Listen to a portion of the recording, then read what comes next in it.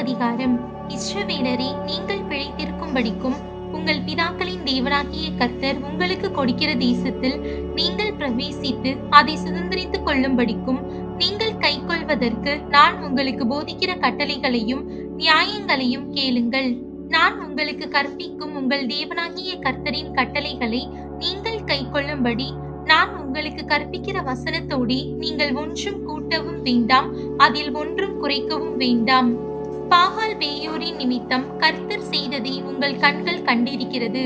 பாகால் பேயோரை பின்பற்றின மனிதரை எல்லாம் உன் தேவனாகிய கர்த்தர் உன் நடுவில் இராதபடிக்கு அழித்து போட்டார். ஆனாலும் உங்கள் தேவனாகிய கர்த்தரை பற்றி கொண்ட நீங்கள் எல்லாரும் இந்நாள் வரைக்கும் உயிரோடு இருக்கிறீர்கள்.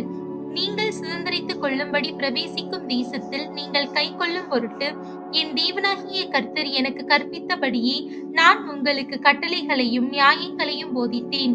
ஆகையால் அவைகளை கைக்கொண்டு நடவுங்கள். ஜனங்களின் கண்களுக்கு முன்பாகவும் இதுவே உங்களுக்கு ஞானமும் விவேகமுமாய் இருக்கும். அவர்கள் இந்த கட்டளைகளை எல்லாம் கேட்டு, இந்த பெரிய ஜாதியை ஞானமும் விவேகமும் உள்ள ஜனங்கள் என்பார்கள். நம்முடைய தேவனாகிய கர்த்தரை நாம் தொழுது கொள்ளுகிற போதெல்லாம் அவர் நமக்கு சமீபமாய் இருக்கிறது போல, தேவனை இவ்வளவு சமீபமாய் பெற்றிருக்கிற வேறே பெரிய ஜாதி எது? இந்நாளில் நான் உங்களுக்கு விதிக்கிற இந்த நியாய பிரமாணம் முழுமைக்கும் ஒத்த இவ்வளவு நீதியுள்ள கட்டளைகளையும் நியாயங்களையும் பெற்றிருக்கிற வேறே பெரிய ஜாதியும் எது? ஓரேபிலே உன் தேவனாகிய கர்த்தருக்கு முன்பாக நீ நிற்கும் போது கர்த்தர் என்னை நோக்கி, ஜனங்களை என்னிடத்தில் கூடி வரச் செய்து என் வார்த்தைகளை அவர்கள் கேட்கும்படி பண்ணுவேன்.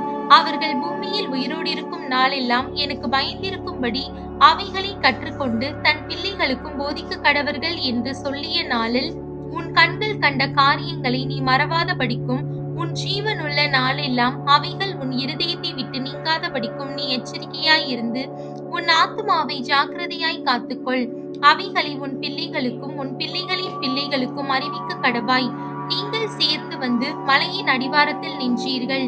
அந்த மலையில் வானத்தை அளாவிய அக்கினி எரிய, இருளும் மேகமும் அந்தகாரமும் சூழ்ந்தது.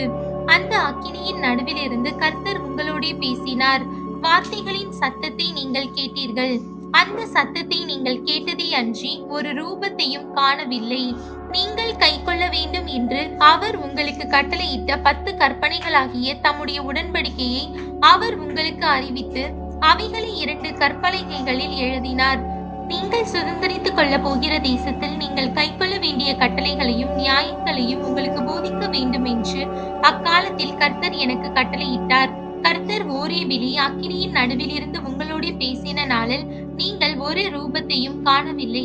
ஆகையால் நீங்கள் உங்களை கெடுத்துக்கொண்டு ஆண் உருவம், பெண் உருவும், பூமியில் இருக்கிற யாதொரு மிருகத்தின் உருவும், ஆகாயத்தில் பறக்கிற செட்டையுள்ள யாதொரு பட்சியின் உருவும், பூமியில் உள்ள யாதொரு ஊரும் பிராணியின் உருவும், பூமியின் கீழ் தண்ணீரில் உள்ள யாதொரு மச்சத்தின் உருவமாய் இருக்கிற இவைகளில் யாதொரு உருவுக்கு ஒப்பான விக்கிரகத்தை உங்களுக்கு உண்டாக்காதபடிக்கும் உங்கள் கண்களை வானத்திற்கு ஏறெடுத்து உங்கள் தேவனாகிய கர்த்தர் வானத்தின் கீழெங்கும் இருக்கிற எல்லா ஜனங்களுக்கும் ஏற்படுத்தின வானத்தின் சர்வ சேனைகளாகிய சந்திர சூரிய நட்சத்திரங்களை நோக்கி அவைகளை தொழுது சேவிக்க இணங்காதபடிக்கும் உங்கள் ஆத்துமாக்களை குறித்து மிகவும் எச்சரிக்கையாய் இருங்கள்.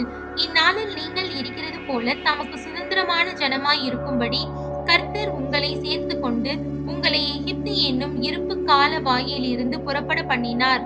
கர்த்தர் உங்கள் நிமித்தம் என்மேல் கோபம் கொண்டு, நான் யோர்தானை கடந்து போவதில்லை என்றும் உன் தேவனாகிய கர்த்தர் உனக்கு சுதந்திரமாக கொடுக்கிற அந்த நல்ல தேசத்தில் நான் பிரவேசிப்பதில்லை என்றும் ஆணையிட்டார். அதனால் இந்த தேசத்தில் நான் மரணமடைய வேண்டும். நான் யோர்தானை கடந்து போவதில்லை. நீங்களோ கடந்து போய் அந்த நல்ல தேசத்தை சுதந்திரித்துக் கொள்வீர்கள். நீங்கள் உங்கள் தேவனாகிய கர்த்தர் உங்களோட பண்ணின உடன்படிக்கையை மறந்து உங்கள் தேவனாகிய கர்த்தர் வேண்டாம் என்று விலக்கின எவ்வித சாயலான விக்கிரகத்தையும் உங்களுக்கு உண்டாக்காதபடிக்கு எச்சரிக்கையாய் இருங்கள். உன் தேவனாகிய கர்த்தர் பட்சிக்கிற அக்கினி, அவர் எரிச்சல் உள்ள தேவன். நீங்கள் பிள்ளைகளும் பிள்ளைகளின் பிள்ளைகளும் பெற்று தேசத்தில் வெகுநாள் இருந்த பின்பு நீங்கள் உங்களை கெடுத்து யாதொரு விக்கிரகத்தையாவது யாதொரு சாயலான சுரூபத்தையாவது பண்ணி உன் தேவனாகிய கர்த்தருக்கு கோபம் உண்டாக்க அவர் பார்வைக்கு பொல்லாப்பானதை செய்தால், நீங்கள் யோர்தானை கடந்து சுதந்தரிக்க போகிற தேசத்தில் இராமல் சீக்கிரமாய் முற்றிலும் அழிந்து போவீர்கள் என்று இந்நாளில் உங்களுக்கு விரோதமாய் வானத்தையும் பூமியையும் சாட்சி வைக்கிறேன். நீங்கள் அதிலே நெடுநாள் இராமல் நிர்மூலமாக்கப்படுவீர்கள். கர்த்தர் உங்களை புறஜாதிகளுக்குள்ளே சிதற அடிப்பார்.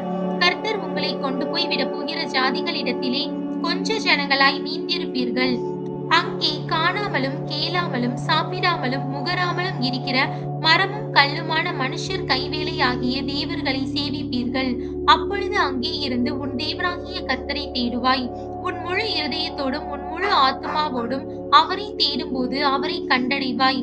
நீ வியாகுலப்பட இவைகள் எல்லாம் உன்னை தொடர்ந்து பிடிக்கும் போது கடைசி நாட்களில் உன் தேவனாகிய கர்த்தரிடத்தில் திரும்பி அவர் சத்தத்திற்கு கீழ்ப்படிவாயானால் உன் தேவனாகிய கர்த்தர் இரக்கமுள்ள தேவனாய் இருக்கிறபடியால் அவர் உன்னை கைவிடவும் மாட்டார், உன்னை அழிக்கவும் மாட்டார். உன் பிதாக்களுக்கு தாம் ஆணையிட்டு கொடுத்த உடன்படிக்கையை மறக்கவும் மாட்டார். தேவன் மனுஷனை பூமியிலே சிருஷ்டித்த நாள் முதல் உனக்கு முன் இருந்த பூர்வ நாட்களில் வானத்தின் ஒரு முனை தொடங்கி அதன் மறுமுனை மட்டுமுள்ள எவ்விடத்தில் ஆகிலும் இப்படிப்பட்ட பெரிய காரியம் நடந்ததுண்டோ? இப்படிப்பட்ட காரியம் கேள்விப்பட்டதுண்டோ? அக்கினியின் நடுவில் இருந்து பேசுகிற தேவனுடைய சத்தத்தை நீ கேட்டது போல யாதொரு ஜனமாவது கேட்டதும் உயிரோடு இருந்ததும் உண்டோ? அல்லது உங்கள் தேவனாகிய கர்த்தர் எகிப்திலே உங்கள் கண்களுக்கு முன்பாக உங்களுக்கு செய்தபடி எல்லாம் தேவன் அந்நிய ஜாதிகளின் நடுவில் இருந்து ஒரு ஜனத்தை சோதனைகளினாலும் அடையாளங்களினாலும் அற்புதங்களினாலும் யுத்தத்தினாலும் வல்லமையுள்ள கரத்தினாலும் ஓங்கிய புயத்தினாலும் மகா பயங்கரமான செயல்களினாலும் தமக்கென்று தெரிந்து கொள்ள வகை பண்ணினதுண்டோ என்று நீ விசாரித்துப் பார். கர்த்தரே தேவன், அவரை அல்லாமல் வேறொருவரும் இல்லை என்பதை நீ அறியும்படிக்கு இது உனக்கு காட்டப்பட்டது. உன்னை உபதேசிக்கும்படிக்கு அவர் வானத்தில் இருந்து தமது சத்தத்தை உனக்கு கேட்க பண்ணி பூமியிலே தமது பெரிய அக்கினியை உனக்கு காண்பித்தார். அக்கினியின் நடுவில் இருந்து உண்டான அவருடைய வார்த்தைகளை கேட்டாய்.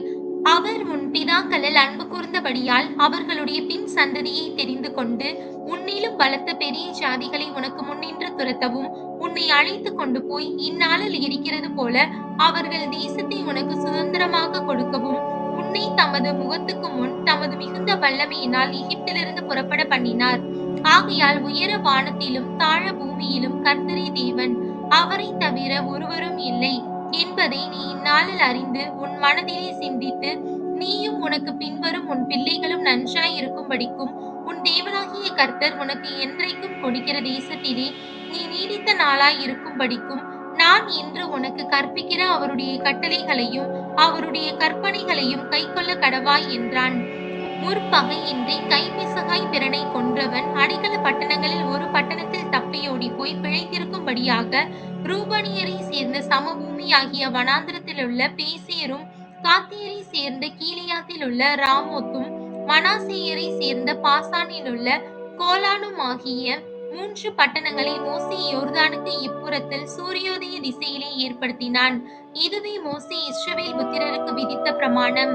இஸ்ரவேல் புத்திரர் எகிப்திலிருந்து புறப்பட்ட பின்பு யோர்தானுக்கு இப்புறத்தில் எஸ்போனில் குடியிருந்த எமோரியரின் ராஜாவாகிய சீகோனுடைய தேசத்தில் உள்ள பெத்பேயோருக்கு எதிரான பள்ளத்தாக்கிலே அவர்களுக்கு மோசே சொன்ன சாட்சிகளும் கட்டளைகளும் நியாயங்களும் இவைகளே.